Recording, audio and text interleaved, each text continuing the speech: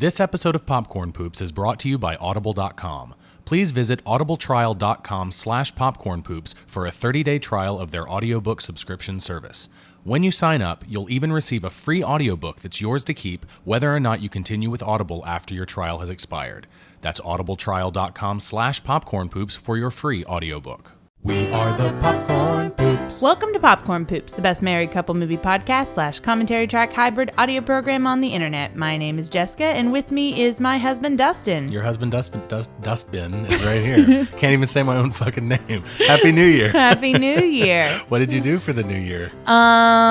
Well, we sat on the couch together for 3 days straight. Oh, with me. That's right. Remember? Yes. I mean, I know it's kind of a blur. We played Diablo 3. Mm-hmm. Reaper, what's it called? The expansion, Reaper of Souls? I don't even know what it's called. We just spent like 1,000 hours on it. We got a PS4 over the holidays and got Diablo 3, and we spent our 3-day weekend just basically leveling a couple of characters from 1 to, we're almost at 70 on our new characters. So the weekend was kind of a wash. Sometimes we'd get up to go get food. Yes, also bathroom breaks and things like that. We slept some. We fed the cats. Yes, we did. But we spent the new year as any good Christian couple should with the Lord of Darkness. That's correct. But we're not Christians, so. As always, you can find us on our website at popcornpoops.com. Follow us on Twitter at popcornpoops, or individually, I'm at Jesse Casper. And I'm at Dusty Cram Cram. You can like us on Facebook, subscribe to us on iTunes or Stitcher, and if you want to donate to the show, go check out the GoFundMe page that's linked on our website. So, it's a new month, a new year, actually, and we're kicking off 2016 with hashtag Gaijin Month. What's a Gaijin? Can you explain that to me? Yes, a Gaijin is the word for foreigner in Japanese. Oh, okay. Dustin. Now explain what that means for our audience. So that means that we'll be watching films about non-Japanese in Japan, directed by non-Japanese directors. Yes. And today we're starting things off with Robert Allen Ackerman's 2008 film, The Ramen Girl. If you're going to sync the movie with us, pause as soon as the title card reading Media 8 Entertainment Presents fades to black. And while you're finding the sync spot, Dustin would read you a review, but instead, since we don't have one, he'll just complain about us not having a review. So go ahead and do that. Let's just take a moment of silence for the review that could be. No? Okay. No. Yes, dear listener, we are again out of reviews. So if you have not yet left us a review on iTunes or Stitcher, please do so, because that's what we would be filling this spot in the podcast with, is your review. We would really like a 5-star review, but if you don't feel that we deserve that, we encourage you to be honest, and we will read it regardless of the star rating that you give us. So please go to iTunes or Stitcher and submit a review, and we will read it aloud. Okay, it's time to start the movie. Syncers, press play at the beep after the countdown. Ready? 3, 2, 1. And we're off. So this was a first time for both of us to watch this movie. It was, and it was kind of a surprise. It was. I gotta say, it was kind of a surprise. This is can you call this a genre of movie, the Gaijin movie? There's a lot of movies. There are quite a few movies about foreigners in Japan. Well, yes, there are quite a few movies about, I think there's a specific subgenre that's like white girls, white American girls traveling to foreign countries to find themselves. Look at this papyrus font. Yeah. For the titles. That's pretty rough. I think if you can identify your overly stylized font, you probably shouldn't have it. It's probably the wrong font. Yeah. I think this, like, Stencil is one of those. Comic Sans is probably the most famous of those. It's like, it's so easily identifiable that if someone can say the name of the font that you're using, you probably shouldn't use the font. Unless it's Times New Roman, because right. That's unless it's the something one that's that you should use most of the time. Exactly. I mean, but not that's for classy. movies, but I'm talking about school. Yeah, Sorry. it's right. Well, it's because Times New Roman is classy. Right. But anyway, I prefer a sans serif font personally. That's just me. Anyway, So why are we doing hashtag Gaijin month? Well, Let's talk about that. If you're a new listener to our program, you might not know, if you haven't gone through the backlogs, if you don't know anything about us, we used to live in Japan. We actually moved back to the States from Japan this past summer at the end of June, after having lived there for 5 years. Yeah. Just right at 5 years, like just a month or two shy of 5 years. So this particular genre of movie, if you can even call it a genre, this kind of movie, this structure of film, if you will, is kind of important to us, obviously. Yeah, it's important to us, and it both positively and negatively. Sure, we're hard to please. Right, yeah, we're going to be super hard to please. And I'm sure that goes for anyone who has ever lived in any place anywhere, and then there's a movie about that place that you live in. You're going to be hard to please about it. It's like watching Nashville, right? And Sure. having grown up in Nashville. Yeah. Like you watch it and you're like, oh, cool, look at that. I know that place. I've been to that bar, whatever. And then at the same time, you're like, oh, God, look at them portraying people from Nashville all like this. And that's fucking bullshit. Like, It's like, wow, the Bluebird is really touristy. This is not how this works anymore. So yeah, we're super hard to please. And, you know, it's kind of funny because way back a long time ago, I think the first and only negative review we've ever gotten of our podcast was someone complaining. Oh, yeah, on Stitcher, yeah. Yeah, it was from way back early when we were first starting, and someone left a review that was something about, like, they thought we'd talked about Japan too much, and they were like, we get it, you live in Japan. And so I guess there was a period where it was definitely subconsciously, but we just were talking about it a lot because we were still in Japan. Yeah, that was our experience. Like that, and that's how we talk about film. I mean, that's how anybody should talk about film. If you're talking about film, you're talking about it, from your experience, from your subjective point of view.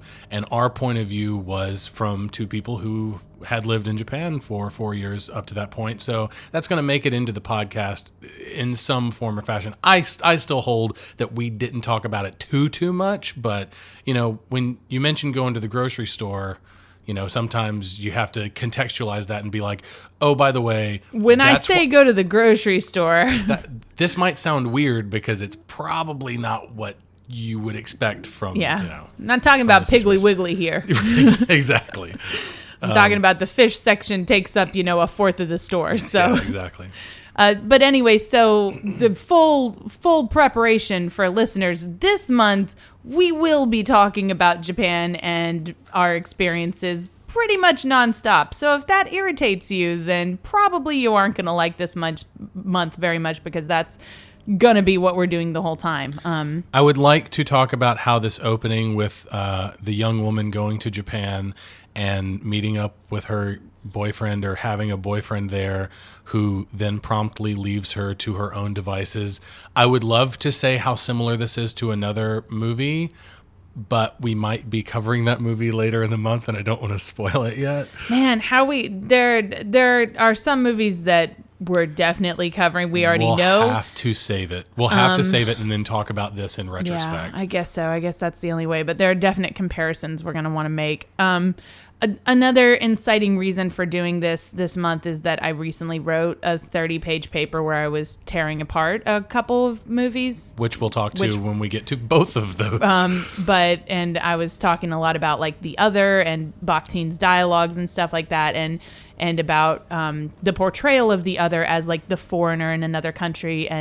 But the foreigner, the other, it's okay, so it's kind of complicated, but, like, when you are a foreigner in another country, then you are an other because you're the odd one out, but you're also surrounded by the other because they are foreigners based on to you. Your experience. Yeah. Depending on your perspective. So it's this sort of, like, finding of yourself. And I don't really like that phrase, even because I don't like the concept of believing that you have a self that you can find. Right. I believe that the self is something that, and I'm talking lit theory here, but it's but you're talking about concepts of identity, and right, where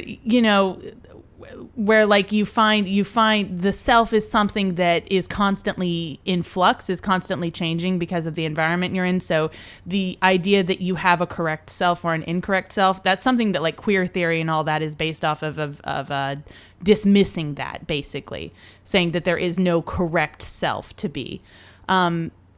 But anyways, so like this whole genre of movies of going to a foreign country to find yourself because you're surrounded by the other and because you are the other, either the movie succeeds because it understands that interaction has to go both ways, or the movie fails because the person never really makes a real connection with the other. Right, because it's a one-way street. Yes. Yeah. I don't know if I haven't really thought about this movie in terms of that, actually. I did so much research on the other movies that I had. Do you think she successfully finds herself? I think so. I think so too. Through and I think, interaction with the other. And I think that on a character level and on a narrative level. And it's a genuine interaction. It has to be a real interaction. And I think that she absolutely finds a real interaction, and she learns things truly from, what are the other to her. And I think that the other from her perspective also learned things from her. I think that it's a real cultural exchange, and it's genuine. It feels genuine, if a little soapy and saccharine at points. That's fine. But yeah, I don't feel that it's a one-way street. Yeah. I think that it does work, and I think that this movie goes to interesting places, even on a storytelling level, where the audience is privy to information that is delivered directly, like through communication, through verbal language communication directly to our protagonist that she can't understand, yet the audience understands it because it's subtitled for us. It's not for her. Yeah. She doesn't understand the things that are being told to her, but we understand them. The audience is allowed to know that, even though it's being spoken directly to the main character. I think that's really interesting, and I don't know that Right. I'm sure it's been done before, but I can't think of another instance where it stood out to me so much. I mean, because you pretty much, when you're doing a movie where there's a foreign language frequently spoken in the movie, you have only two options, and those two options are subtitle or don't. Right. And there are instances where the goal is to get across translation, and the effects of communication and mistranslation and such, and where they intentionally do not translate and subtitle a movie to put the viewer in the same position as the characters who don't understand the foreign language. And that happens sometimes in small instances, just in a scene of a TV show or whatever, and sometimes it's like the whole artistic goal of a film. Then the other option is that you do subtitle and you translate, because the important thing isn't the miscommunication or whatever. It's the getting across the information. And this movie chose to do that. I guess let's catch up what is going on in this movie. Okay, so what is this movie about? Well, you can do this. So, white girl has been out of college for 4 years. Okay, so Abby, our main character's name is Abby, portrayed by Brittany Murphy. I'm saying this because this is what I'm talking about as a subgenre of this film. It's always a white American girl who goes to a foreign country and lives among the foreigners and finds herself. Yes, that seems to be the What's case. that one with Eat, Pray, Love?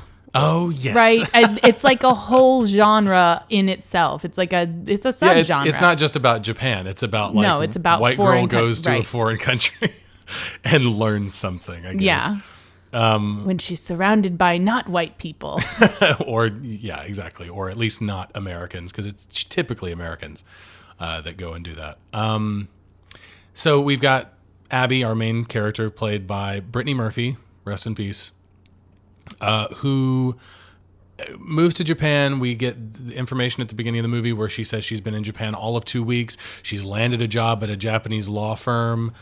How she did that, I'm not sure, but we'll let it slide. She's a spell checker. She says she's a copy editor. Copy editor. That's not a spell checker. Copy editor. The actual. What is job interesting title. is that is based off of what the writer actually did. Yes, I understand that to be the case. So like my first comment when she was talking to somebody and she was like, oh, I'm a copy editor for a law firm, and I was like, what? So what, are you like fluent in Japanese and you definitely have a degree in something in that field and whatever.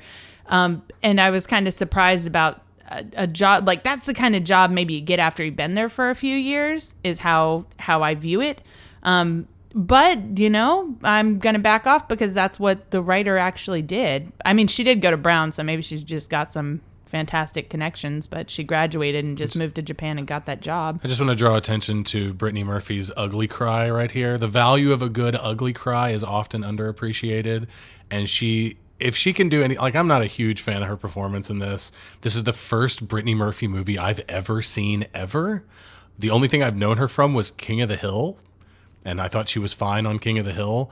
But she kind of nails the ugly cry, I think. I don't think she does a horrible job in this movie.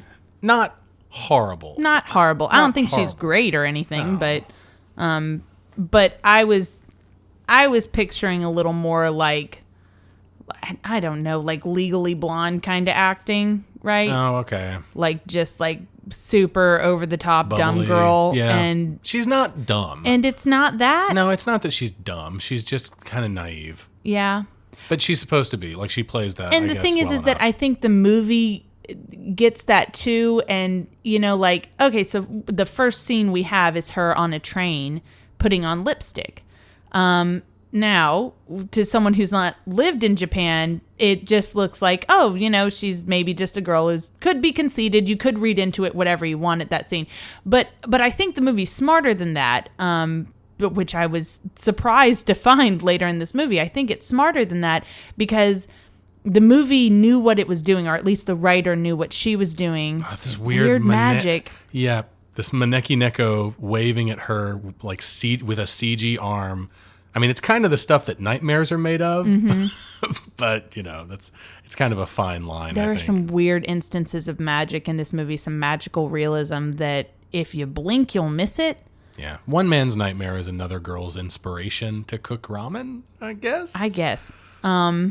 We'll talk about the magic later. But anyways, so she's on the train putting on makeup, and when I first watched it, I kind of was rolling my eyes or whatever. And then later I was like, no, the writer knew exactly what she was doing. She was showing that this girl doesn't know what she's doing in this country. She's only been there 2 weeks, and she doesn't realize that she's very green. That putting on makeup on a train or in any public place it's not that it doesn't happen, but it's really frowned upon. There sometimes if you're on trains, you'll even see like how would you describe them? Like politeness signs that like it's not, yeah. The train that I rode to work every morning had a sign that said, you know, it's rude to do these things on the train, and one of them was like, sit with your legs wide open, you know, taking up space, listening to music too loud so people can hear it through your headphones,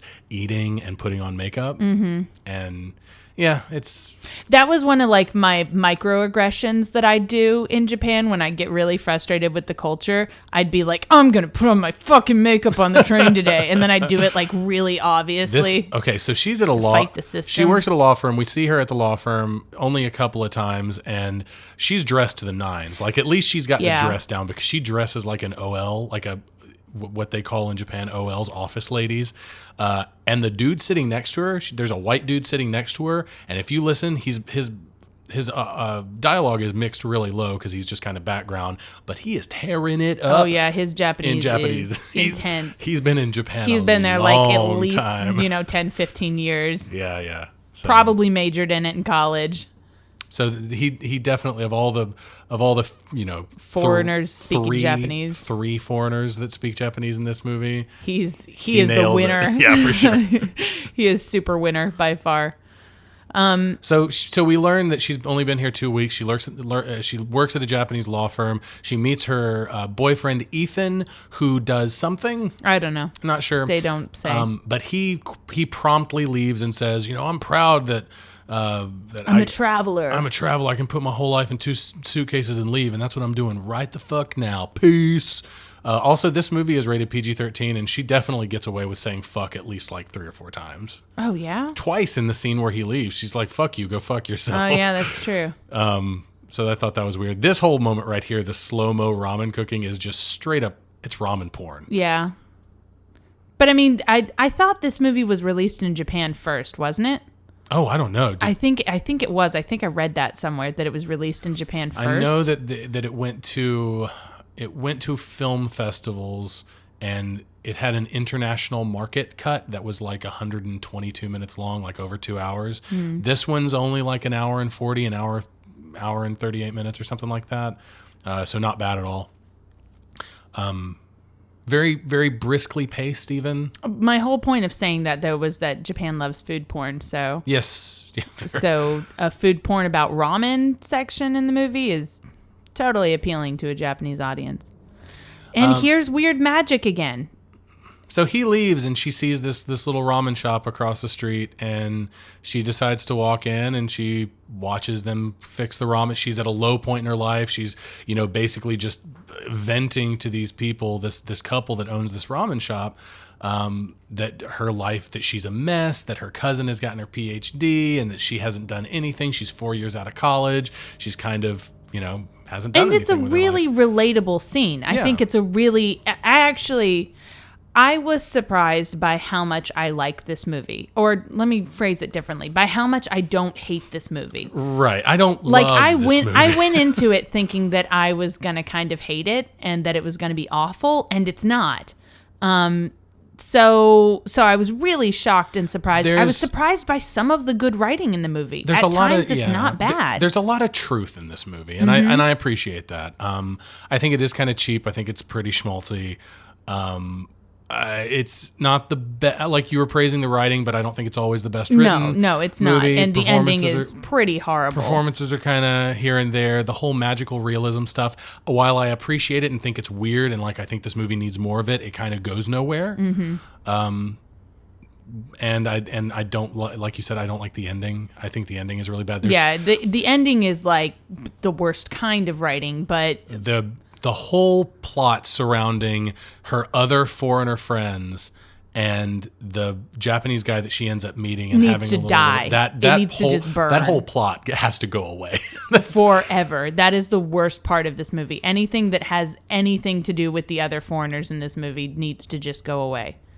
But instances like this moment right here, where you've got a foreigner who is insisting to help a Japanese, she's trying to help the ramen shop owner's wife whose foot is hurt, and she wants to carry the bowls for her. And there's this extreme discomfort that happens between them because, as a foreigner, she doesn't understand that it's kind of... Oh my God, this moment.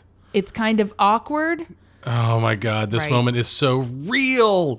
This is the moment in the movie that just, I just said, fuck you, movie. You hit this moment and you go, this was written by someone who lived in Japan. Yep. And then you look it up and you're right. So the moment is, for those not watching the movie with us, she walks into the ramen shop. She takes the bowl, 2 bowls of ramen from the wife who's, serving.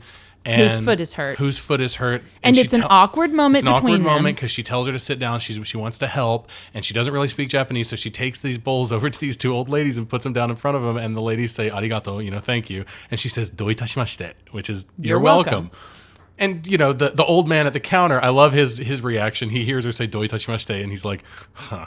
How about that? How about that? She can say, and you're then welcome. The old ladies are like, did you hear that? She speaks fluent Japanese. Pera pera. I cannot tell you how many times. I mean, you just have to get used to it. You say one little thing in Japanese to a Japanese person, and they're just like, oh, wow, you're fluent, aren't you? And you're like, no, but thank you for the compliment. I mean, it doesn't take much for them to be like, oh my God, they're really working hard to totally to true. Speak Japanese. Really, really real moment. It's right really there. real. That happened so much. And the thing is that there were multiple instances in Japan where that would happen, but also there are multiple things in this movie, multiple instances in the movie where something happens that is just it's like perfect. It like just captures the feeling of being a foreigner in Japan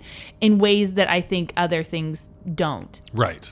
I have to apologize because our cat is currently tearing ass around this apartment for no discernible reason. So if you hear some crazy shit in the background, that's just Kiki being a shithead right now. I just have to apologize because I don't know what else to do. But anyway, so the... Oh, and then here, we're going to have another magical realism instant. Watch her walk through and And it's like a typhoon yeah, it's or like something. he even says, "What are you, the typhoon girl?" And like it looks like a wind blows through the shop. I love the little moments like that. I wish there was more to it than that. I Like wish I wish that there was some explanation of something at some point, that there was some sort of recognition of the magical element in this movie. But after this scene, they kind of drop it. And it comes back at the very end of the movie briefly and is never explained. Very briefly, and then like they don't even follow their own rules with that. Like I don't think like they set up something that never happens with the whole, soup that can make you feel different emotions. Like we just saw him, the what's the Mayuzumi. The ramen shop owner, he sees her come in and she looks down, and he sees another guy sitting there clearly out of work in his business suit and stuff, and he looks down and he kind of gives him a look, and he cooks his ramen, and there's food porn, and then he gives him the bowls, and they both start laughing while they're eating, and they can't stop laughing while they're eating, and it's very obvious that like this is magical ramen, like it's making you have some kind of special feeling. So Mayuzumi, played by Toshiyuki Nishida. Mm-hmm. Welcome back to Popcorn Poops. Oh, yeah? Yeah. You know what he was in? No. He played Iwa, the biggest yokai in A Letter to Momo. Really? Yes, he did. He's done tons of shit. You look at his IMDb page, and it's like 150 something movies and TV shows. He's done voice acting work. He's apparently an executive, like he's a producer and an actor. I mean, this guy has been around. He's almost 70 years old now, and he's still kicking, still doing it. Wow. Yeah. Well, I think he's fun in this movie. Oh, he delivers a great performance. A really, really great performance that I think is very, like I would say that the writing and his performance combined are very brave. Yeah.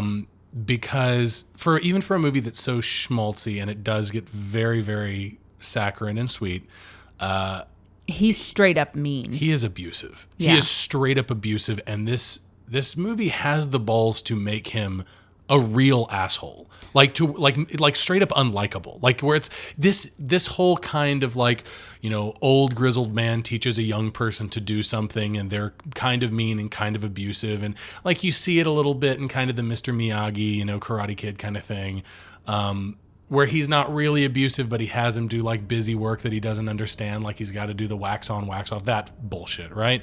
That's a trope, but never is that trope taken to the point where you feel like it's real abuse, like where you want this girl to get out of this situation because it's not about learning something, it's about self-preservation, and they take it there. This movie has the balls to go there, and I think that's the writer Becca Topol. Yeah, I think that's probably how you pronounce her name. She, I was reading an interview with her. She, like I mentioned, she went to Brown, and I was reading an interview that was in like the Brown alumni online magazine, and she was saying that when she was living in Japan, there was a ramen shop that she could see outside her window, and that was like how she got the inspiration for the whole thing. But that she never did learn how to cook ramen or anything there. But apparently this character and the abusiveness and stuff comes from her learning, maybe not abusiveness, but like I mean, that's how it's portrayed in the movie. The dynamic, yeah. It comes from her learning or studying Zen or something like that. And that seems like a strange thing to be learning, where you would find any kind of abuse. It's like trying to, like, you have to get over your selfishness, and the teachers are really hard on you and stuff like that, something like that. Okay, like, because Zen to me is all about like finding I'm very ignorant as far as like Zen Buddhism and that whole kind of thing, but to me it's always seemed like about finding inner peace and meditating and all that kind of stuff. But I guess we're talking more so like me, like your karate instructor or whatever is going to be like really tough on you and whatever, like some kind of melding of that. When I hear like that equated to this relationship, or that's where the inspiration came from, it's kind of hard for me to imagine someone teaching like Zen to someone being like, "You're not peaceful enough, you piece of shit." It's like, okay, well, I wonder why. I don't know. I might be mixing up, but I'm pretty sure that's what I read in the interviews. That's what she related it to. This like how your instructors can be really hard on you, which I mean, I guess I get. I feel like it's kind of a stereotype of Japanese instructors too, to have that sort of abusive relationship thing, the Mr. Miyagi kind of thing, right? Yeah, for sure. Like, well, it's not like this movie doesn't play around in those tropes. It absolutely does. Yeah. And I think that's, you can mark that as like a knock against the movie, I think, because it plays in those tropes a little bit and doesn't really do anything new with them. It's more just like grizzled Asian man who's kind of got a pseudo spiritual ideal about his craft, trying to teach it to a selfish young person. There's a soft side inside him. There's a soft side to it, and you come to understanding, and that kind of. But again, I do appreciate that the abusive level is kind of taken to an extreme because it's kind of ballsy that he hits her and stuff. So speaking of cliches that need to die, the foreigner walking into a Japanese house with shoes on, that has to go. Like we get it. Fucking it does have to go. You went to Japan and you didn't know that you take your shoes off in the house? Doesn't every motherfucker know that? Everybody knows like, everybody who at least knows that Japan and China are different countries knows that. Like, you learned that, and then you learn that they don't wear shoes inside. And that's weird, right? And they sit on the floor. And don't they use sticks instead of forks? Like, that's like the line of things that you learn about Japan. So yeah, it is pretty. You have to be pretty dumb if you go to Japan and you don't know that you take your shoes off inside somebody's house. I mean, I don't know. I guess you could knock it up to her just making the mistake, like not like she knows it, but she just makes the mistake. She wears her shoes inside her house too, though. You wanted to talk about that. You remember? What's that? That she wears her shoes inside her house as well. She does, but there's a point in the movie there's a point that comes in the movie where they actually make a point of that, or they make a point of at least showing a Japanese person coming into her home and taking off his shoes. But they don't really draw attention to the fact that she wears shoes in her own. It's just something that I noticed. It's something I noticed in the very first scene, but the movie itself never frames that. It never draws attention to the fact that they're wearing shoes in their own Which home. was, again, that's one of those things where, like her wearing shoes inside her home, I guess if she's only been there for 2 weeks or something, maybe she just really is super, super naive. But like the not wearing shoes inside even your home, like our job, we of course took off our shoes inside, but it's natural to do so because there's a space inside most all houses and apartments. Even if it's a really small apartment, there's a little tiny space for it where you take off the shoes, and usually there's a step up into the rest of the house. And that entranceway, the Genkan, that area is like, it's kind of like the ground is still outside. In old houses, it still is dirt and stuff. So it's pretty obvious what you're supposed to do there. Right. And the thing is that most foreigners still do. It also, like the tatami rooms, if you wore your shoes inside on the tatami floors, it would really damage them. So there are really obvious reasons why you don't do it. We missed it, but the shot of her high heels as she's trying to look into the window of the shop after being locked out by Mayuzumi, that was our hint for this week. And on Facebook, longtime listener of the show, listened to me back when I was on the AAA podcast, Joaquim. We've pronounced his name before, and I'm going to try to get it this time. Joaquim.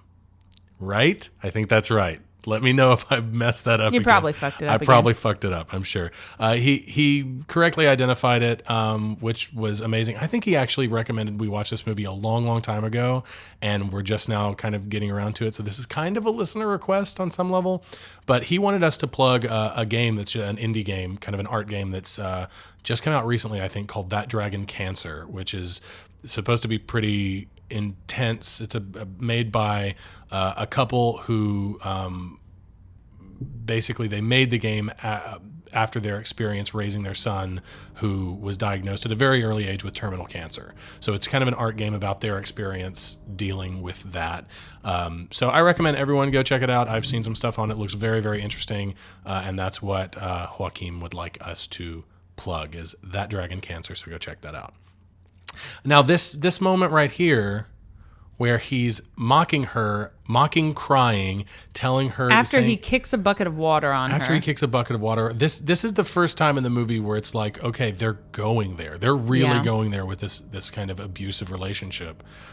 But she does get to dish it back out to him later, which feels really good, at least temporarily. Yeah, at least temporarily it feels good. They don't let you wallow in it. And then too here much. we start a storyline that goes nowhere. So let's look at this storyline here. So we've got some pictures of Paris and some young man in the pictures, and I guess you thought maybe when we first watched this, you thought it was the ramen the old cook. man. I thought it was Maizumi, the old man. I thought it was him in his youth in France, like obviously like abroad doing something, right? Mm-hmm.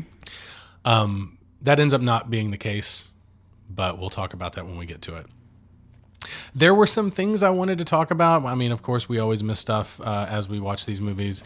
The music in the movie, I think it's got a little too much of the stereotypical like Asian twangs and gongs and shit like that. That stuff is totally unnecessary. And, I mean, just kind of like borderline racist. Well, I mean, think of the cover. You look at the cover of this movie and you think it's going to be a racist pile of shit when you look at the cover. The promotional art for this movie is garbage. It is it's got her wearing something that doesn't even look Japanese. Like it's like some kind of silk-ish robe that may or may not. I mean, she's not wearing it correctly. First off, if it's either a yukata or a kimono, which it is neither. She's not wearing it correctly in the first place, and it's her like putting her hands together in like a praying style. Look up the poster. Actually, we'll post the poster with the podcast, and you'll get to see it. It's awful. It is a travesty. And that was the sole reason where I saw the poster for this, and I was just like, oh my God, this is going to be a pile of shit. This is going to be really, really bad. Like everything's going to be cliche. And then like we've said, you know, you get a little ways into the movies and all of a sudden I'm just like, in the beginning I'm like, maybe could this be written by, this was definitely written by someone who's lived in Japan. Yeah. And it was. So there are things in it that are totally real and totally not racist. But unfortunately, I think, I don't know, there is some weird stuff in this movie, though, that I feel like was inserted there for the American audience. And definitely. I kind of want to, like, give credit to the writer and be like, it must have not been her fault. Right. There's real honesty in the writing of this movie, although it does go to some tropey places, but I do think that when certain things were handed off to different people down the line, like when you get someone to do the music for your movie about a person in Japan, they're like, okay, well, I know what that should sound like, and they make some twangy, gongy bullshit, right? And it's like, well, fuck, I guess this is the music that we have for this. And then you have a pickup shoot, and you have to do this thing where it's like, okay, we don't have the original, Japanese set decorators and the original crew, so we have to make this one room look like it's in Japan, so make it look like Japan, and they totally fucking miss the mark. And they make it look like a tourist location in Japan. Not even in Japan, like a tourist location in Las Vegas, Nevada, where you go to the Japanese room. The hotel, which is fucking, I mean, it's a joke. Which really stand out in a movie that's otherwise pretty honest, I think. Yeah, I agree. So that's kind of weird. We're going to see the foreigners again. Gretchen, the character of Gretchen. God. Played by awful. Tammy Blanchard. Just awful. Just cringe city. It is. Well, we've got, when the three of them are together, and when we're going to see the three of them together, it's Abby and Gretchen and Charlie, who I guess is supposed to be gay. He's supposed to, I guess he is, but that doesn't really come out until later. Come out, no pun intended. But yeah, when they're in a scene together, Indeed. Cringe City, population It is- 3. It is horrible. It's bad news. And it would be bad news in any movie with these characters, like whether or not they were in Japan and foreigners. Gretchen is like, she puts on this like Southern aristocracy, Southern Yeah. belle kind of Georgia accent, and this darling, this and It's whatever. just awful. It's And- definitely the kind of accent where, as someone who is, was born and raised in the South, Yes, exactly. you listen to it and you go, oh, this is someone who's never been to the South who decided they needed this in their movie. Right. Right. Okay, I get it. And it's strange because in the first moment that she opens her mouth and speaks, Abby says, "Oh, you must be from the South. You sound like you're from the South." And she's like, "No, I just like to talk this way." So she admits that she's just putting it on. And I it's guess, like, unless she no, was being sarcastic or something. maybe, I don't know. That didn't I come don't across. know. That didn't come across. None of at it all. comes across as anything because it's terrible acting and Oh, it's did you just- get the impression that she is supposed to be from the South and she just was making I mean, a who sarcastic the statement? hell would do I that? don't Would know. put on that accent and keep it up all the time? You would have to be a special brand of crazy. I guess. But what came across? I mean, I thought she was being honest. I thought she was just like, "No, I just like to talk like So this." you just assumed she was even crazier than I thought she was. I guess you just thought she was sarcastic, which it says a lot about the performance, which is not great. All of those all of the performances with the foreign quote unquote actors are terrible, while all the Japanese performances are really solid. Yeah. like really great. Everybody all around is. I love the younger guy that's got a crush on her. Oh my God, We yes. just saw a scene with him where he walks in and he has eaten with his family, his mother, I guess. I don't know. think they're his family. I think it's just They're just locals? Yeah, just locals. Just regulars? Regulars. That's Oh, the okay. word I wanted. and- There are these two the old women who she brings the bowls of ramen to, and they say she's Yeah, fluent in yeah, Japanese. They often eat with these two younger men who are like middle-aged, maybe working class guys, yeah. late 20s, early 30s. Yeah, something like that.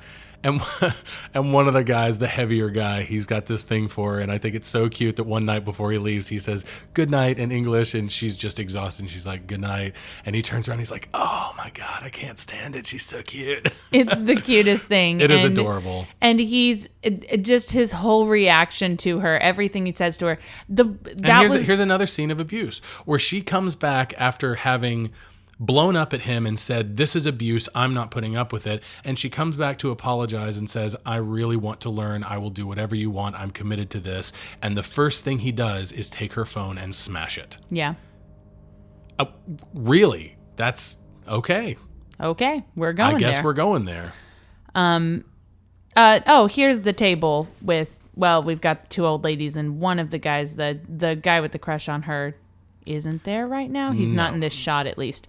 But anyways, one of my complaints about this movie is that instead of going for the cool and the nice, it goes for the cliche when it comes to her relationship. Number one, I don't think this movie needed a fucking romantic comedy side. I don't think we needed a relationship in it whatsoever.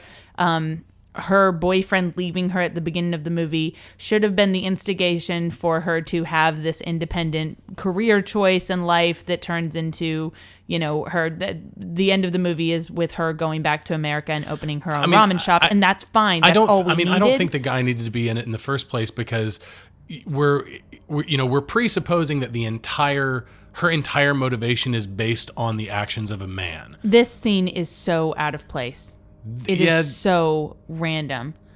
So dancing in your apartment by yourself scene. With really pop girl music on, because this is what all girls do when we're by ourselves alone, I guess getting ready to go out. it's the risky business scene, right? It's the whole Tom Cruise dancing in his underwear scene. It's dancing by yourself. But I feel lip like syncing to a song. But why? Well, I feel like it was just like, so we can be like, let's be clear who this movie is for. It's for young girls who want to watch a romantic comedy like that. Are you an independent young lady? Yeah. Who likes a little romance? Here's a great scene with. Oh my God, we didn't even say what Gretchen does. So first of all, none of these people, I don't know exactly, what does Charlie say he does? Did he say? I don't think he ever says what he does. Well, Abby had worked at a law firm. Which was strange to us. Which was strange to us. I don't think Charlie ever says what he does. And Gretchen, although Charlie insists that she's a hooker, she says that she's a Hostess. hostess, which in Japan is It's a young woman who works in like a bar, like a drinking establishment, and she's basically like her job is to talk to men. Well, and doesn't he call her like a geisha or some shit at first? He calls her a geisha at first, Which is and she's totally like, I'm not random. a geisha. And then he's like, no, she's a hooker. And she's like, I'm not a hooker, I'm a hostess. But then like every time we see her, she's actually proving to be more and more like a hooker. But not that that's a bad thing. Like, I think that every woman has a right to do whatever she wants to do, like, you know, and do any profession that she wants to do. But the fact that she's like not saying that she's a prostitute and not accepting that, you know, she might very well be, you know, a hostess. But it gets to the point in this movie where, like, you know, we see her now and she's got a black eye because she's obviously been beat up, probably for turning down someone, a certain service.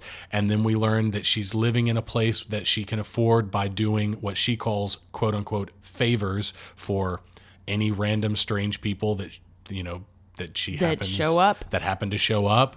And to me, that's just like, okay, well, that is prostitution. That's when you are paying for things with sex acts, that is prostitution. But that's not just sex work. Like, it's framed as, they frame her as desperate.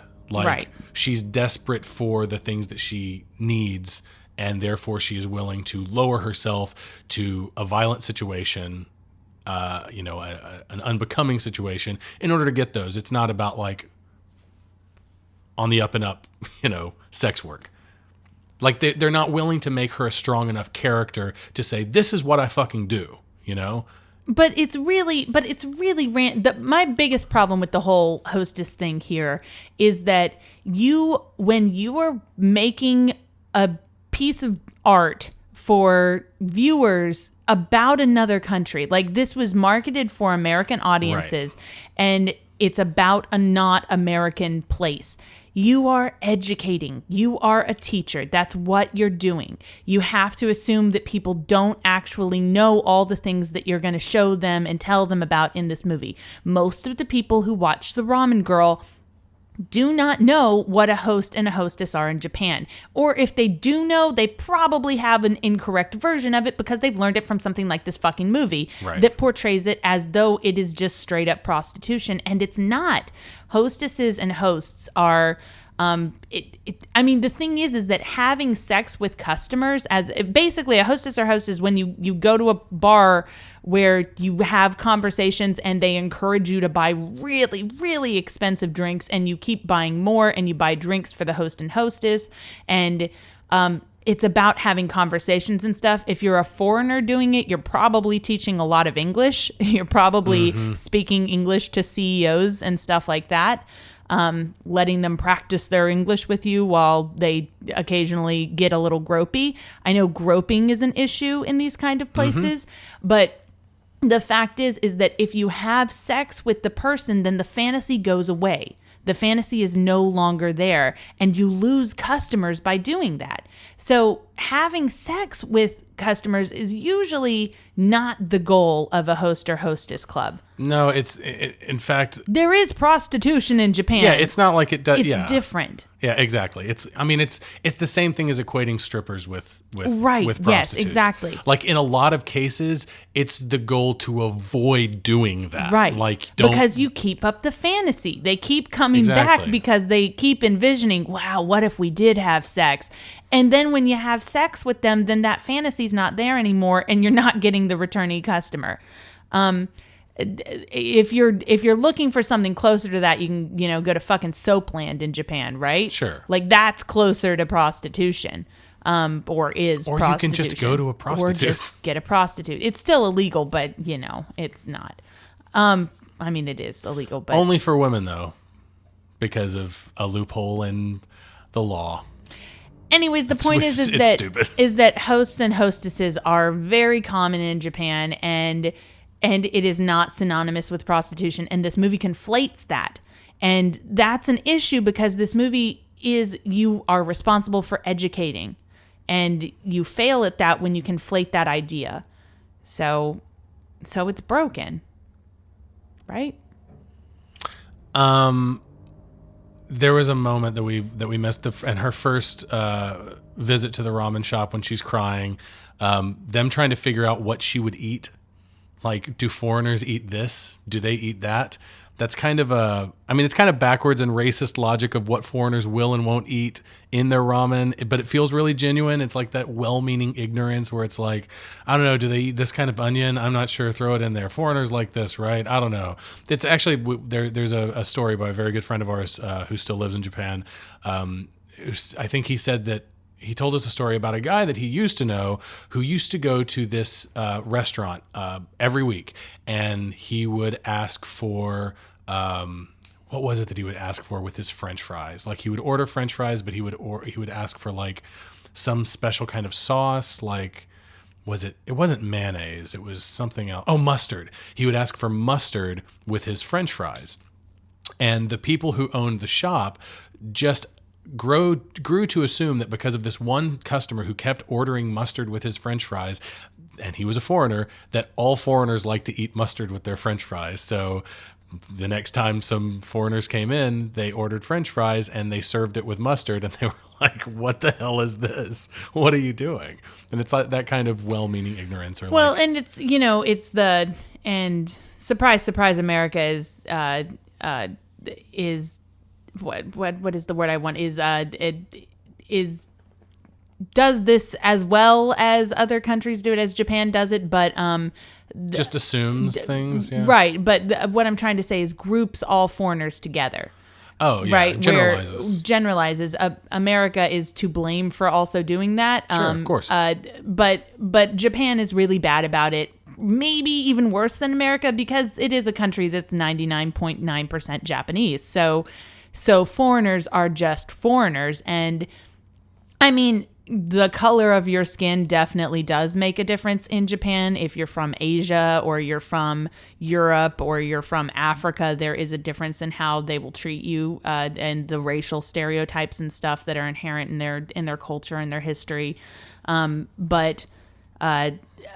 But generally, though, foreigners are just foreigners, and they group things together. Like, I can't tell you how many times I went to the doctor or something, and I would be explaining a problem or whatever, and they'd just be like, I don't know what foreigners do. I don't know why that happened to you. I don't know what foreigners eat. I don't know why that happened to you.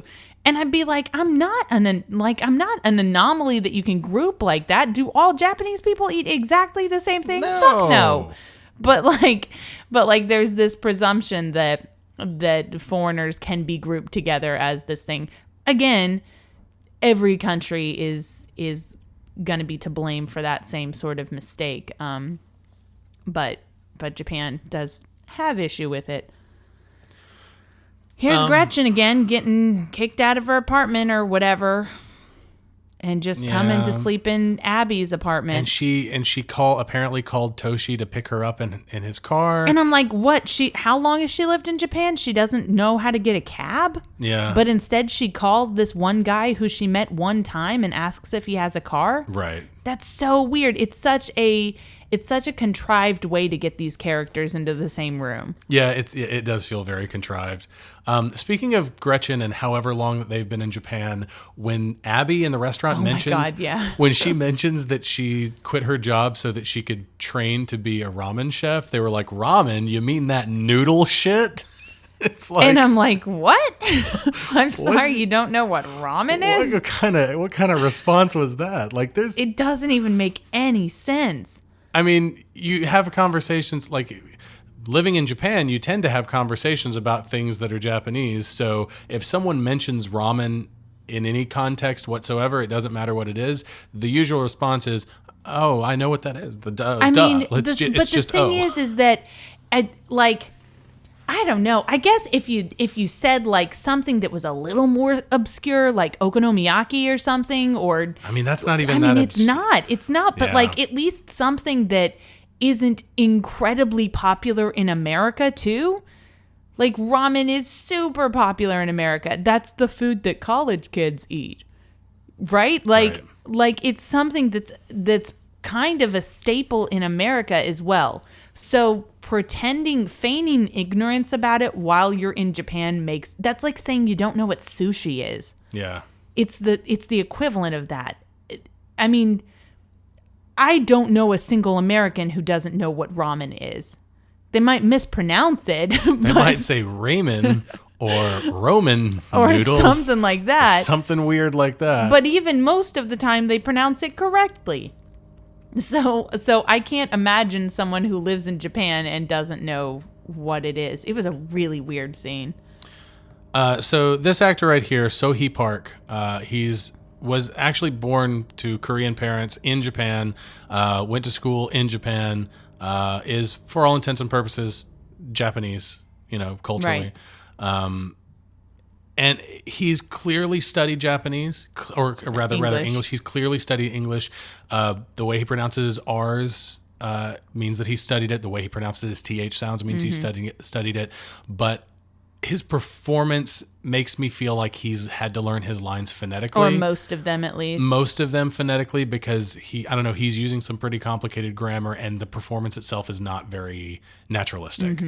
I feel the same way about Charlie. Doesn't say it much, but Charlie speaks a little bit of Japanese, and I feel like his lines are also probably learned phonetically.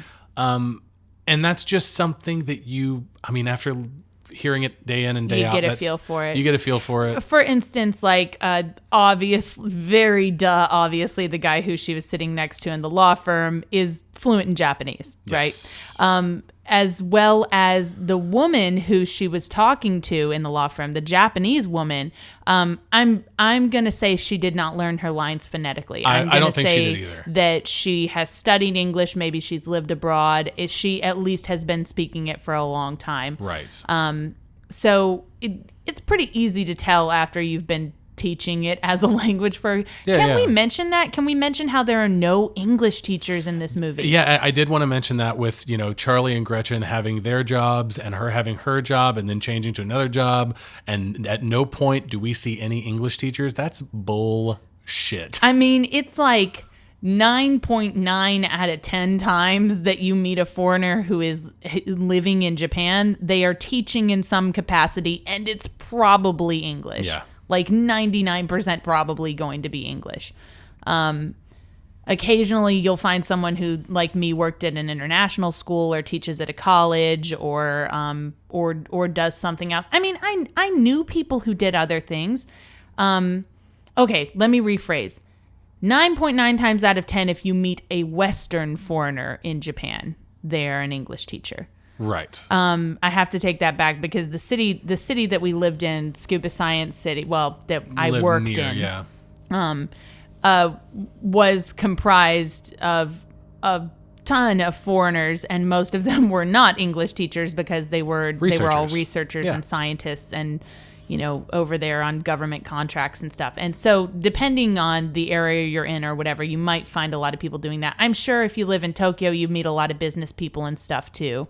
But in large, if it's just a random 20-something-year-old from America or Canada or Australia or England or Ireland or somewhere like that, they're probably an English teacher. And that's the people she's around, and none of them are English teachers. And that's not believable. So this whole Christmas thing just snuck up on me. I had no idea what time of year this was supposed to take place in, and then suddenly it's Christmas, which works because we've just come off the Christmas holiday, so it's kind of a happy coincidence that True.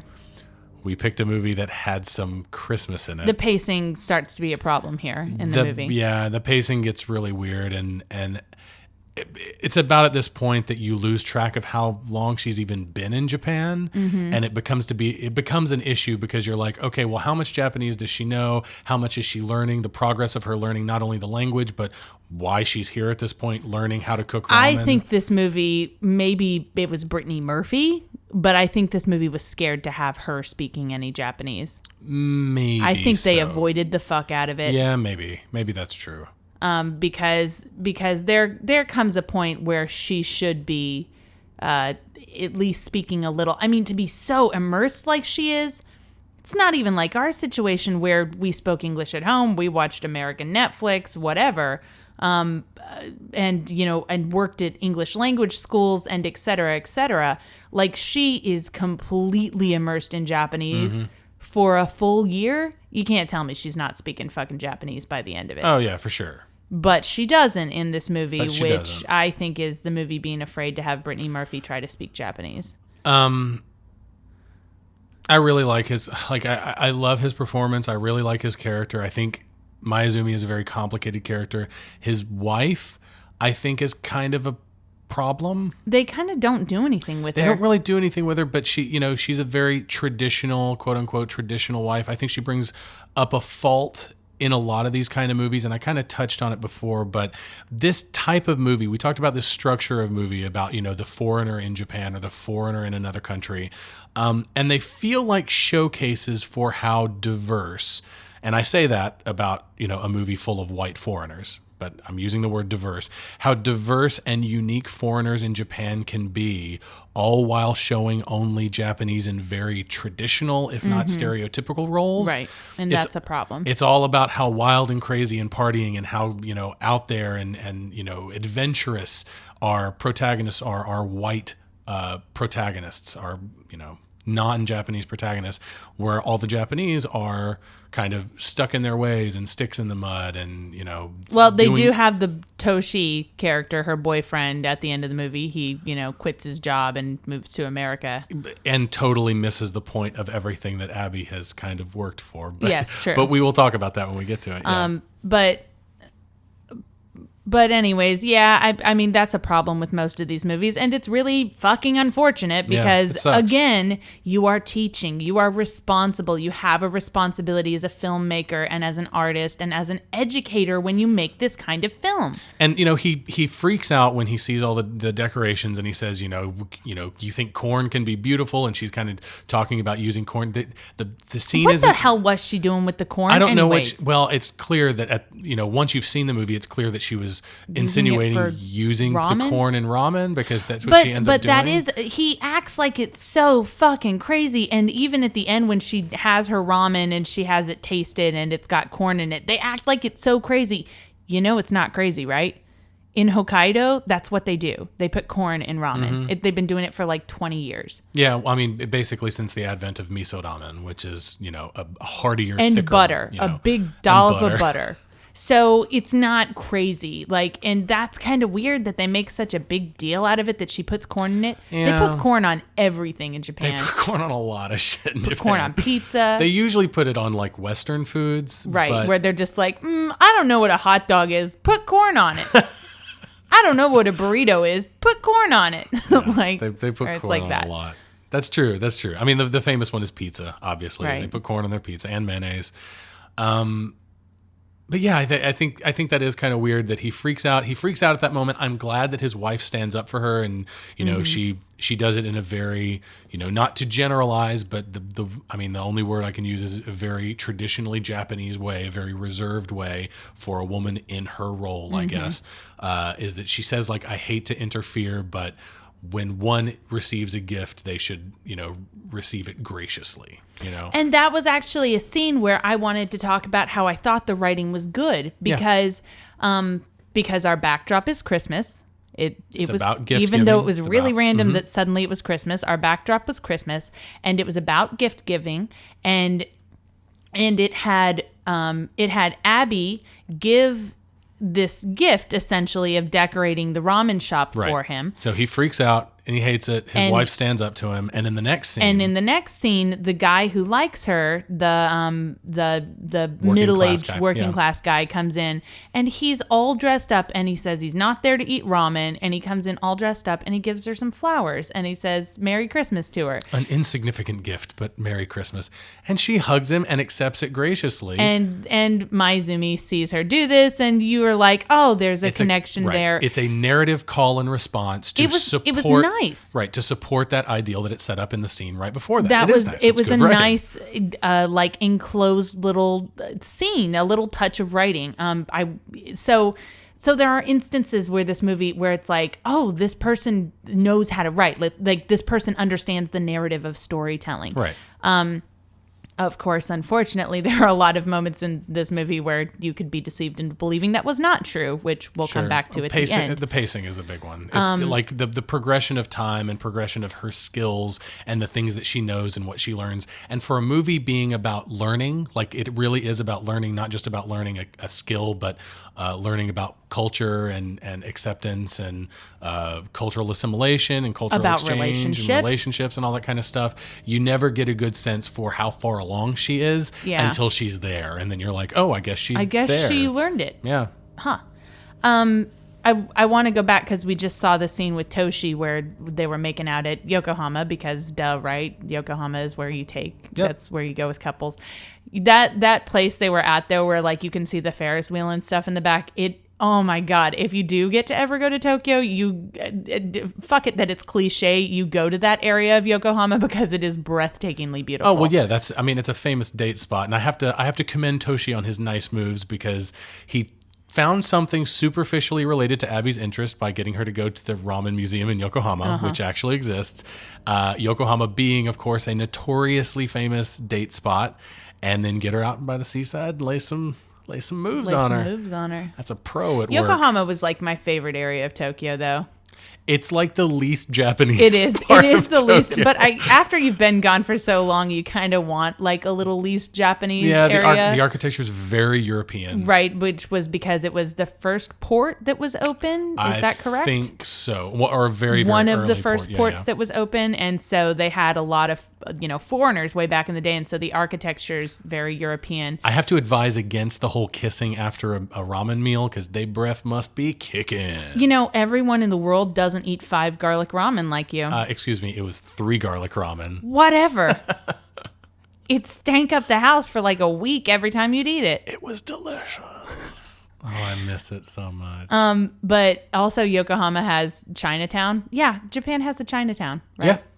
And with some dank ass food. Oh my God, it's some of the best food in Japan. This game, okay, so like, I like the whole like rival ramen chef thing that they got going on in this, but the whole gangster getup that he wears, whatever it is, it's really silly. It's a little much, but okay. But not talking about the gangster getup, but like the ramen shops that advertise the people who cooked at them. This is a real thing. Okay, so here's the thing: this kind of B plot in this movie, the thing that kind of leads up to whatever climax this movie has, is that this rival ramen shop owner has a son who he's training to be his successor, which is a thing that you do with, family businesses in Japan and anywhere really. Right? Yeah, true. Japan's maybe a little more sticks to it more these days than maybe maybe at least more than Americans do. Yeah, maybe so. And Mayazumi, we will come to learn, doesn't have a successor for his ramen shop, right? Mm-hmm. So he's training this girl, and it's kind of a shameful thing. And the rival ramen chef kind of learns about it, and the quote unquote grand master is coming soon to taste the rival chef's son's broth, his ramen and his broth, to give his blessing and to say that yes, you have a successor now. And I want to put this out there. It may seem silly, and it is kind of silly, but that whole Grand Master thing is actually how a lot of ramen shops still work in Japan. You will often see outside restaurants, like on the signs, the billboards for ramen shops, famous ramen chefs that are photographed like side by side with the local ramen shop owner and like just plastered on the outside of the building. To show that they have either trained with that famous chef or that chef has given his blessing on that shop's soup and food. Right. So that's really common. There's one. Oh, here's the scene where she dishes it back out and she does the boo-hoo thing to him about crying. Right. And also she uses her spoon like a sword to deflect his blow with the ladle. I like that. Yeah. She says, cute. "Don't hit me." It's very cute. But this is I mentioned this before. This is a scene, I think, where she says right here, she says, "I don't understand."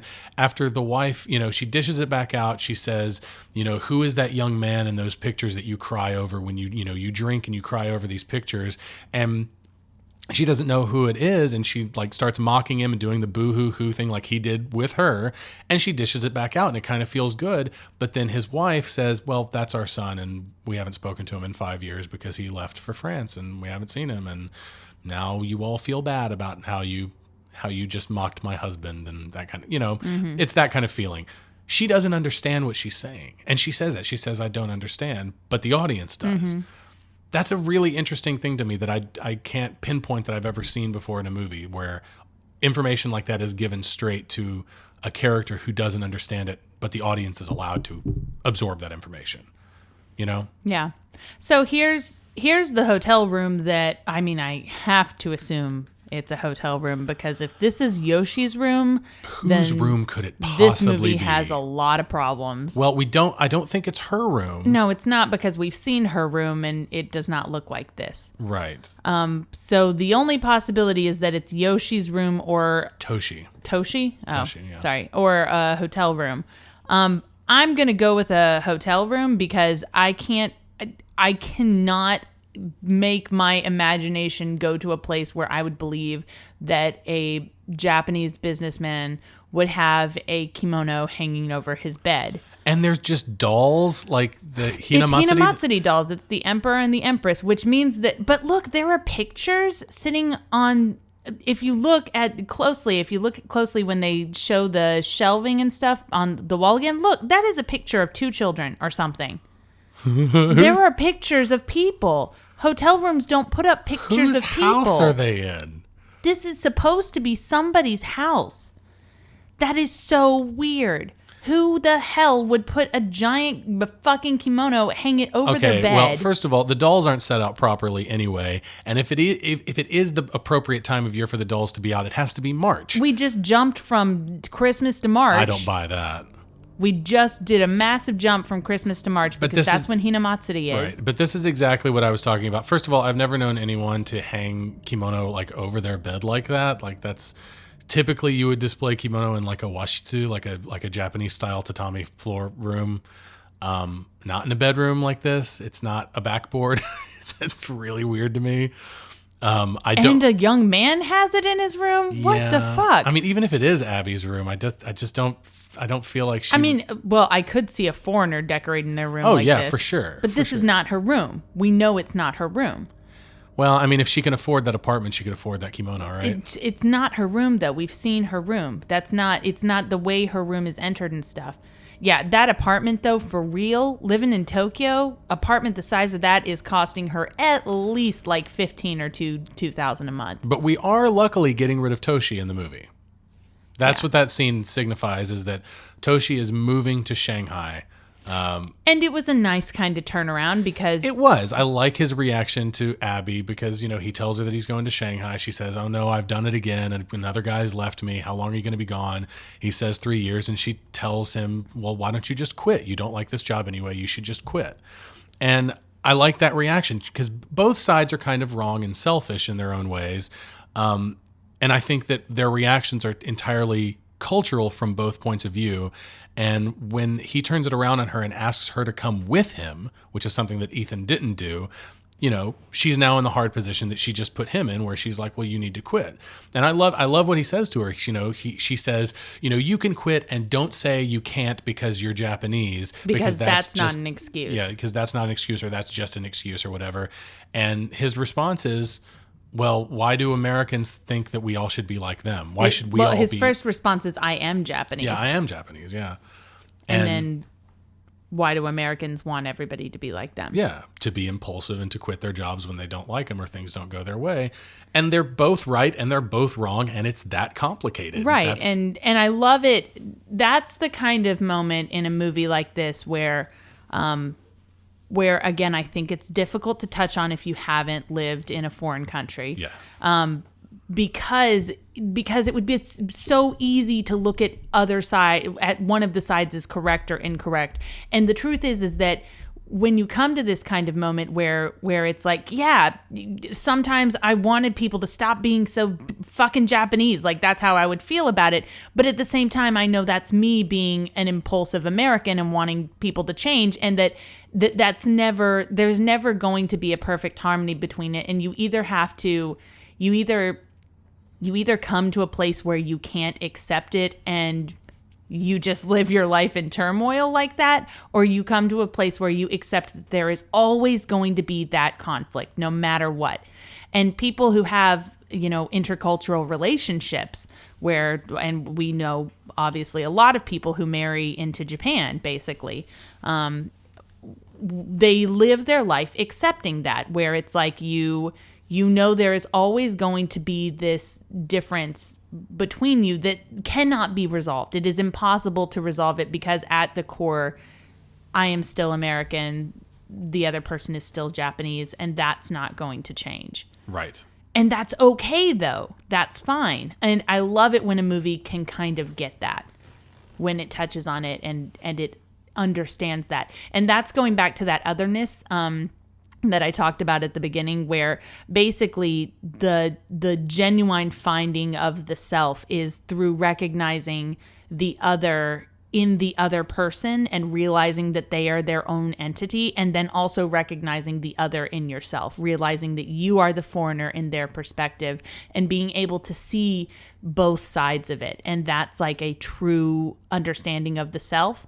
And a lot of theorists go on to talk about how that is the other is obviously a metaphor. Where I'm not saying specifically foreigners. It can be the other just being a single other living person who's next to you. But that any true understanding comes from seeing that difference in the other person and inside. And I think this movie gets that. We didn't talk about the Gretchen scene, where the Gretchen's last scene, mind you, where she gets fired.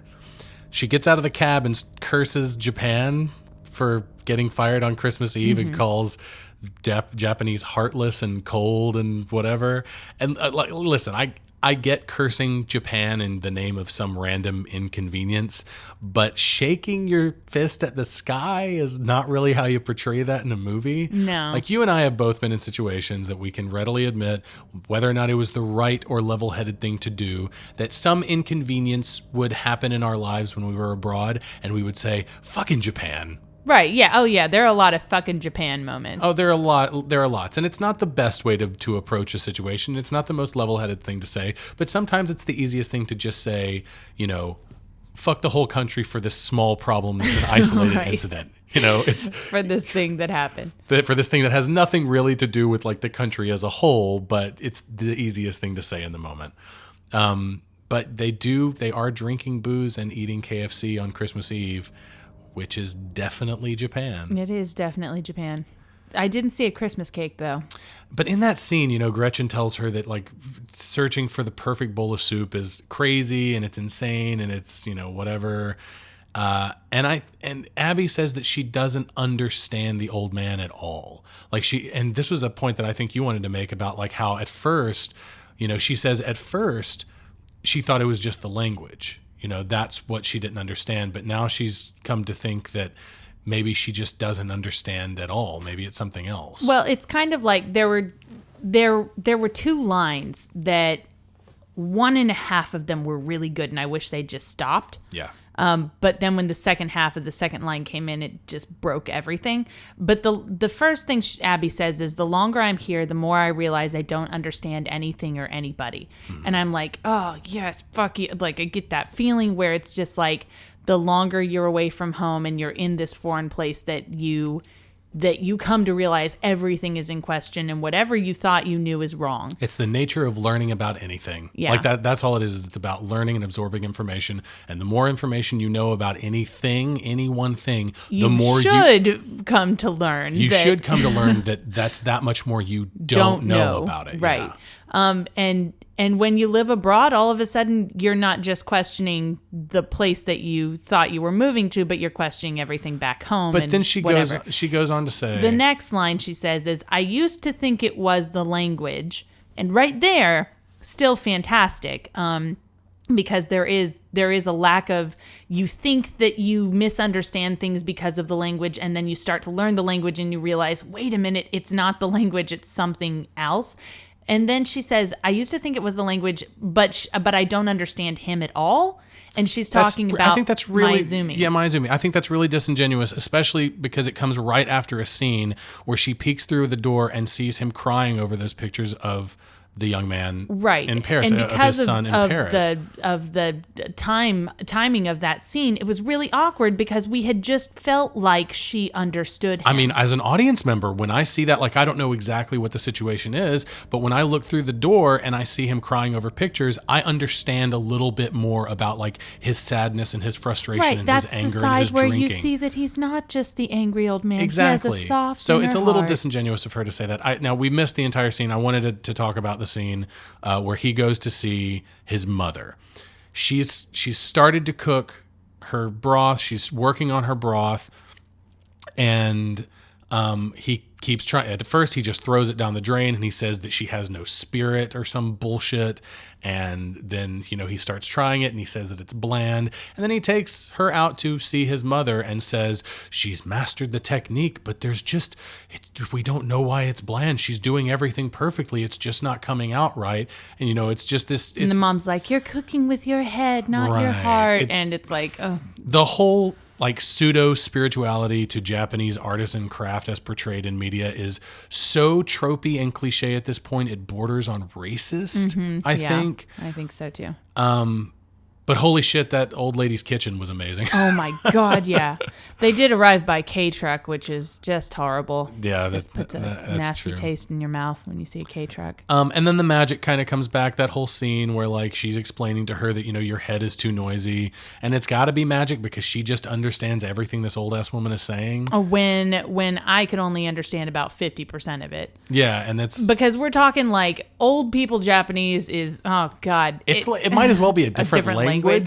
I mean, like atama is the word for head, and the old lady pronounces it adama or something like that. And when you're trying to listen in a second language, you're listening for the words that you know, and when you aren't hearing them because they're being pronounced distinctly differently, they're speed bumps. Right, you're like, what is she trying to say? Head? That should be an easy word.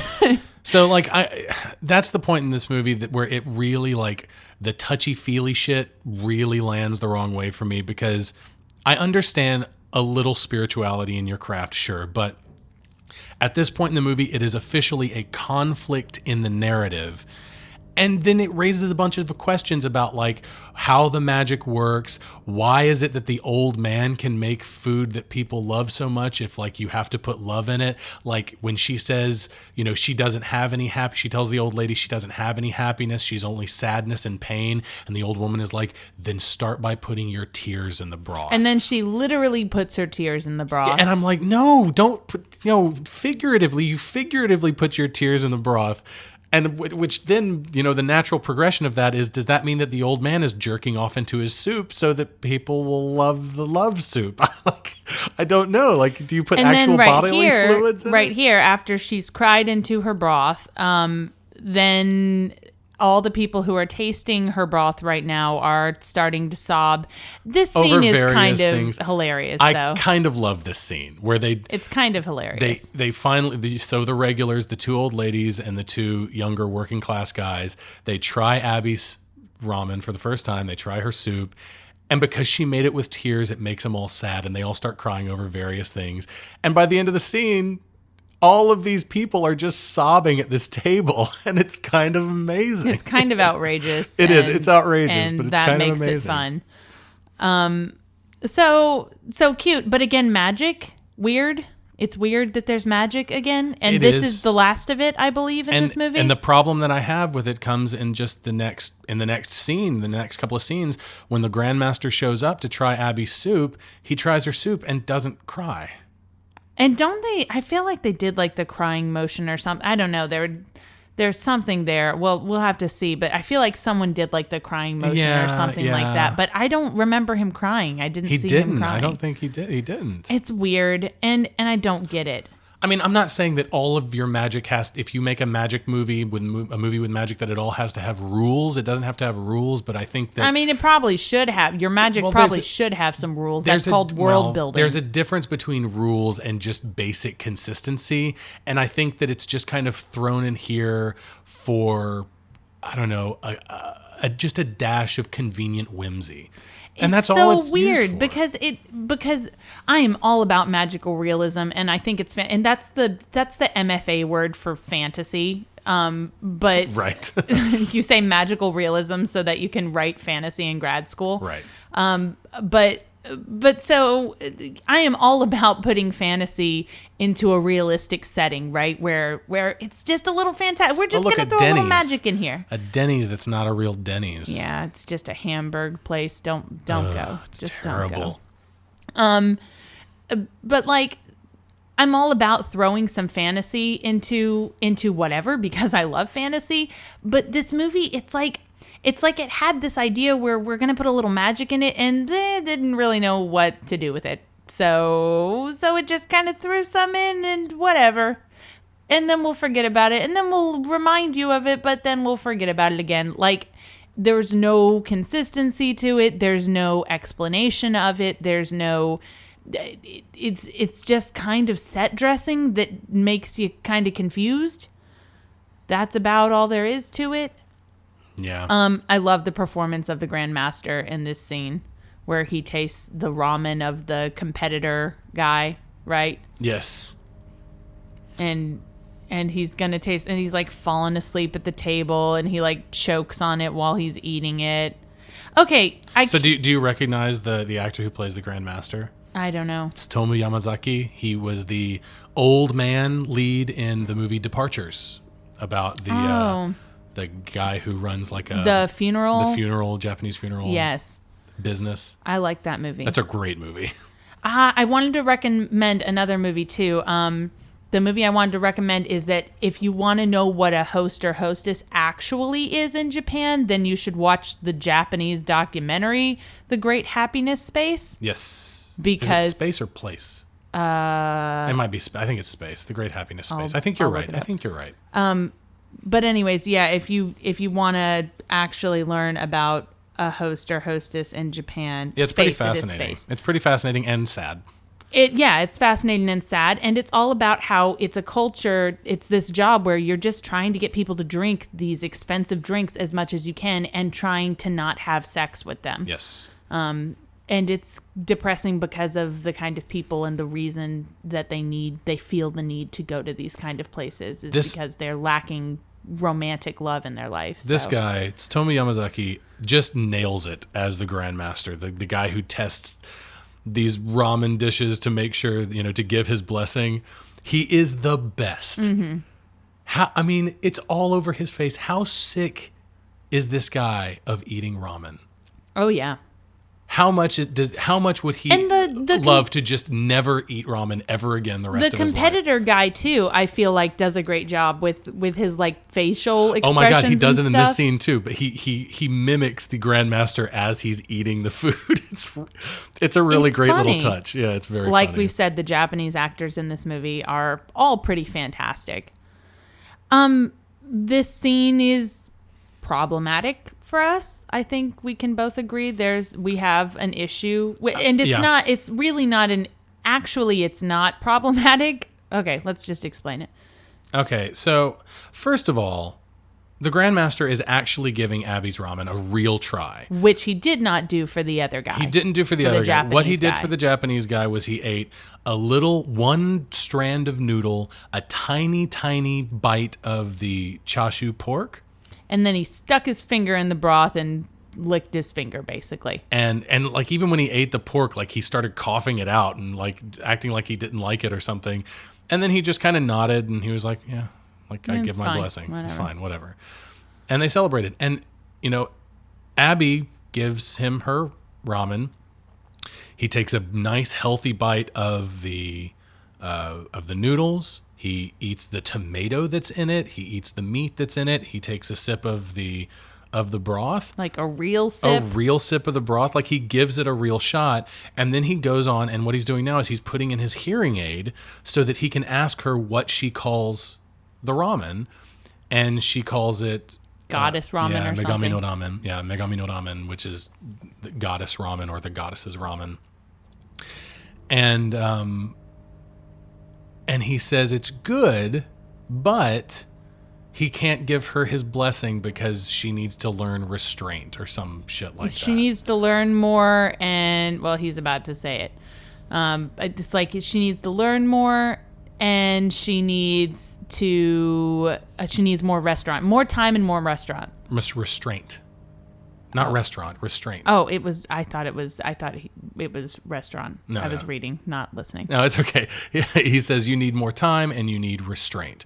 And that's just to say that she puts like too much crazy shit in her ramen. And I'm sorry, it's shitty, but I can't help but think that the Grandmaster didn't give his blessing because she's a white girl. I can't help but think that. And that's when we say problematic. It's actually, unfortunately, it's not super problematic like in it being wrong, because I kind of feel like that is probably what would happen.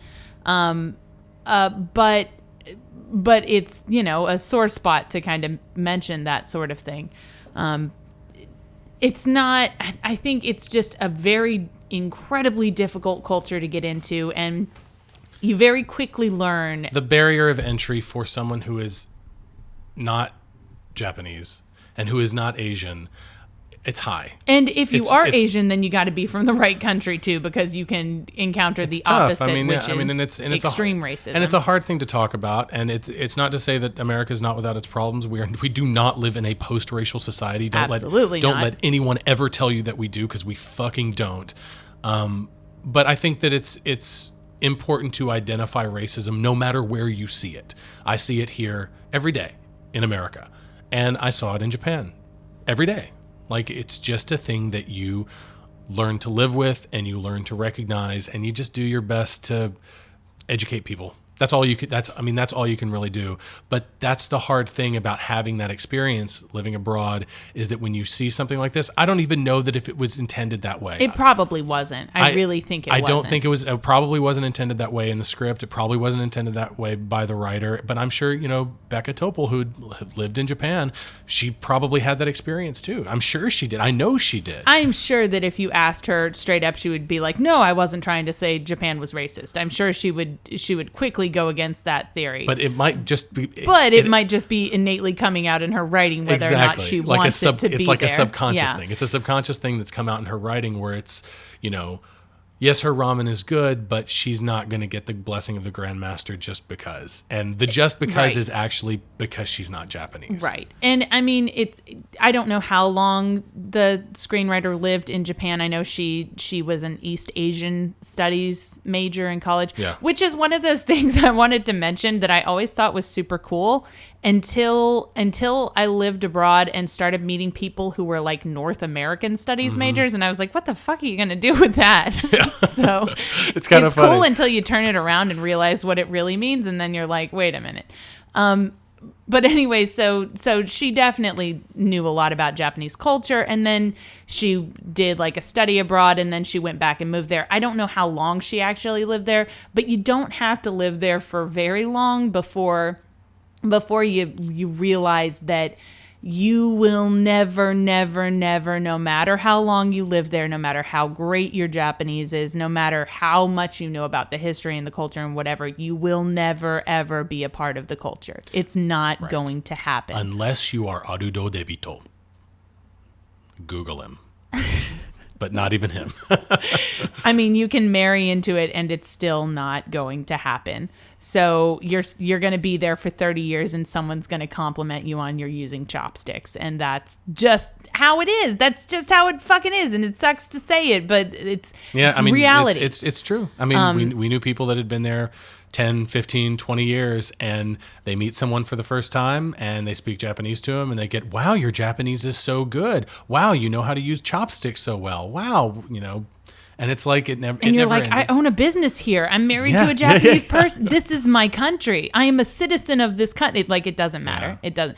So, I'm not this person, but I've known people who kind of dish it back out, and when they receive the compliments graciously, but as soon as they see the person who gave the quote unquote compliment to them use a fork, they're like, "Wow, you're so good at using forks and spoons." that's really good. Yeah, I mean, I don't approach it that way, but I know people who do. Anyways, and I'm not saying that that again there is no right or wrong or anything like that, but that is something that you learn and you experience while you're there. It certainly did not stop me from living there and wanting to be a part of the culture and participating in it. And No, absolutely not. And even though we've moved back here, you better believe I miss it every day. we talk about how we can finagle our life into living there again. I do want to draw attention to the fact that Mayuzumi dresses like a minion. He does. I want to draw attention to the fact that I'm pretty sure I had that exact pocket dictionary. Pretty and that, sure you did. And that it's got a waterproof cover, which was really, really nice. Yeah, especially when an asshole throws it in the trash can and dumps a bowl of ramen on it. Yeah, it's true. That would be useful. This scene right here is really sweet. It is. It manages to be really sweet. It's cheesy, but it's sweet. Where he tells her that she's his successor. Right. Like she and he didn't finally succeed. tries to use a dictionary and speak to her. Exactly. Which he's avoided the whole movie. Yes. He, she didn't receive the blessing from the Grand Master. And, he sits her down and, they sit together and they smoke a cigarette together. Also, young ladies smoking cigarettes in just romantic comedies, we don't see that anymore, do we? This was only 7 years ago, and I don't think we even see that anymore. But she's in Japan, and if she wasn't smoking cigarettes constantly, I'd probably be like, really? Yeah, well. This movie makes you want to do three things. It makes you want to smoke cigarettes, drink alcohol, and eat ramen. Yes, I would agree with that. It also makes me just want to be in Japan again. Also that, too. Always be homesick for somewhere. It's very true. That's a traveler's curse. But, yeah, so that scene was really sweet. Like he says, despite the fact that she didn't get the blessing, she is his successor. And we're close enough to the end that I feel like we can start talking about it as soon as I get this out of the way. I don't know why she's being lifted up on this portable shrine. I'm not sure why, but she's like, blonde white girl wearing all white being lifted onto the shoulders of Japanese people clapping for her for some reason. Well, it's obviously like the local Matsuri, like the local summer festival Right. where it's like probably just their neighborhood. It unfortunately reminds me of the scene in Game of Thrones where Daenerys is being I knew you were gonna say basically that. worshipped by a bunch of people of color. It's really fucking uncomfortable. Yeah, you're And right. this is a little too close to that for me. It's like there's no reason for them to be doing this. And it's like they're worshiping this white girl who came and conquered the culture and just she did it. Good job. And now she's just going to go home. So that was fun. Let's go back. Things that are a problem. Let's start talking about the bigger problems here. Okay. Like the fact that she's the successor of this shop and whatever, and that she studied for a year. It took her a year. Yeah. I mean, people who study, like, usually it's a familial thing, but when people study under like a master chef or something, they do it for, I don't know, a decade or something like that. So we can see. Was that a picture of the sun? Yes, it was a picture of the son and Mayuzumi and his wife. That was our only hint that they that made there up. was a resolution to that There was a story resolution whatsoever. is that they went to France and met their son and got a picture taken with him, and that was the whole resolution to that plot, which I think is weak fucking sauce. It is weak sauce. This ending, I've got real mixed feelings on it. I dig the fact that she goes back home and opens up her own ramen shop that's like this weird kind of fusion thing where she makes her own, looks like Shido ramen, like she's, making a different kind of ramen than she made in Japan, but whatever, fine, that's fine. She was making shio ramen in Japan. It was like salt ramen, but fine. She's learned some recipes, I guess. And then the person who shows up is Toshi, who says that, he quit his job in China and came to be with her, and he did it because it's the thing that she would do, quit.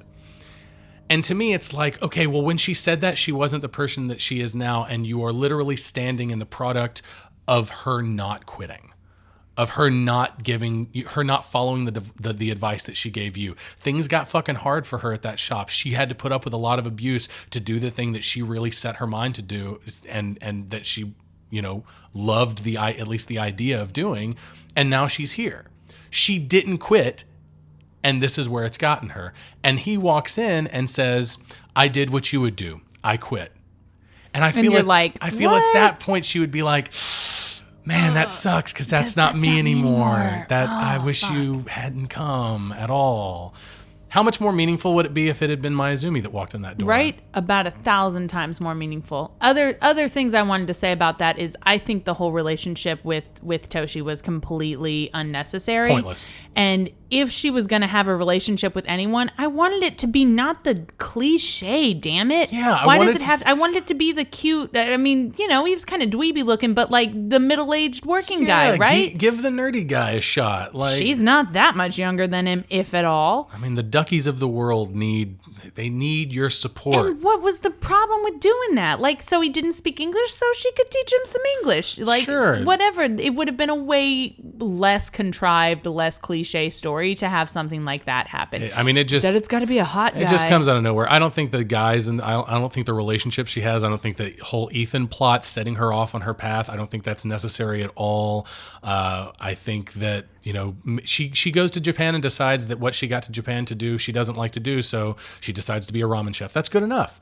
I mean, I've known so many people who move to Japan with these ideals about Japan. Like, that's a whole thing. You go to Japan with an idea of what you're going to do and who you're going to be and what you're going to experience.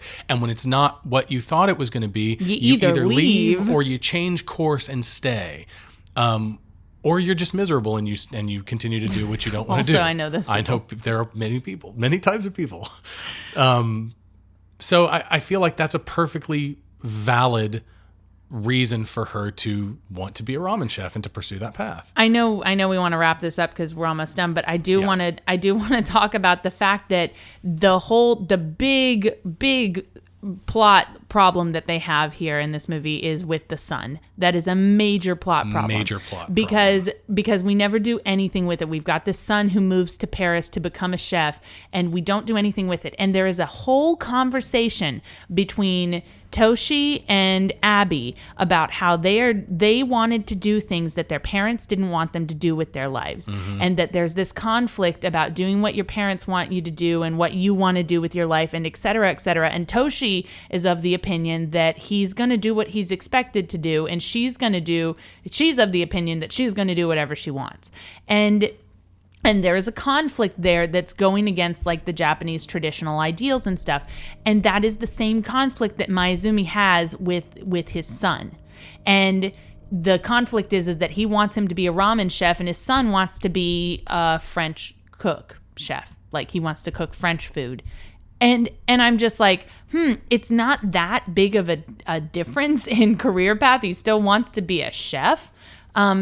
And it would have been really nice to follow through on that storyline and have Abby be the bridge that lets Mayuzumi see that his son still can be his successor, just not making ramen. He's still a chef. I mean, he could very well he might not cook ramen, but he could take that spot. And Mayuzumi's selling his store. Yeah. He's giving it up. I mean, he could come back before the end of the movie, take all the time that you spend with these foreign characters and this relationship and this stupid romantic comedy thing.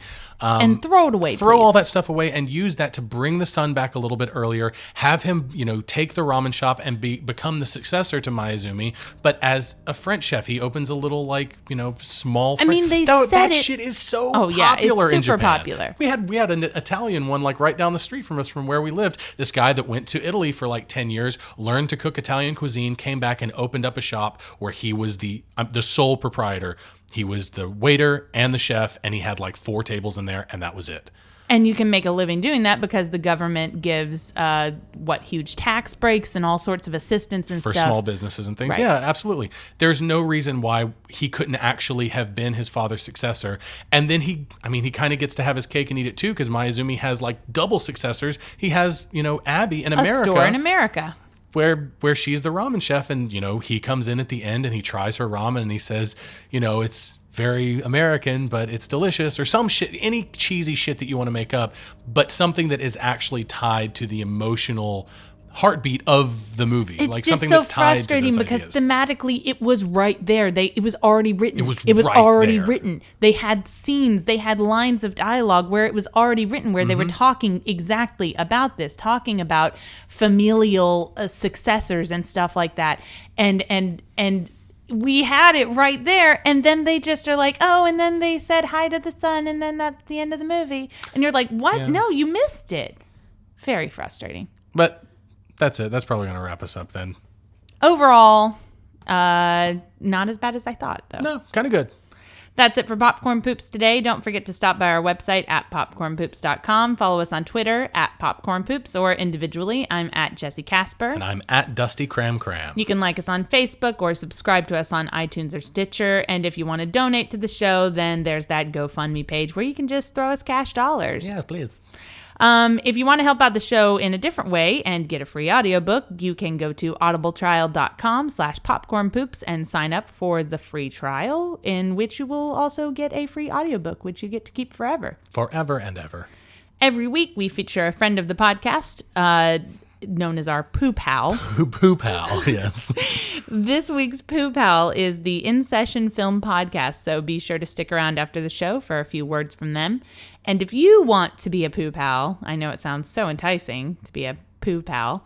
If you want to be a Poo Pal, then get in touch with us through our website or social media, and you don't have to be a podcaster to do it. Any kind of like web content creator, if you're making videos, if you're doing a web comic, anything like that, get in touch with us and we will figure out how we can make you a Poo Pal and how that whole thing works. There is a system to it, but just shoot us an email or something and we'll work that out.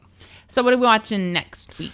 Next week, we will be continuing our hashtag Gaijin month with the only outlier in the entire month. This will be different from all the other movies we do.